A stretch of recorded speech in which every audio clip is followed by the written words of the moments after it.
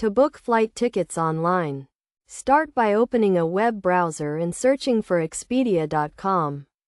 This will direct you to the official Expedia website, where you can begin the booking process. First, select the Flights option and choose the type of trip that suits you best, such as one-way, round-trip, or multi-city.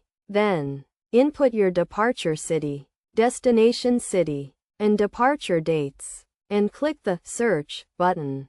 On the next page, you can filter flights by adjusting the dates at the top, which will affect the prices. A menu on the left side of the page allows you to filter flights further. Once you find a suitable flight, click on it, and a menu will appear on the right side. Select the flight, and take a moment to review the details by clicking on the Show Details option. If you're satisfied, click Select to proceed to the checkout page.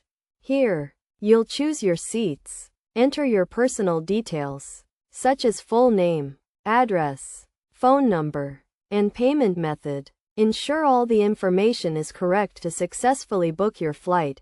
After booking, you can sign in to the website to check your flight status.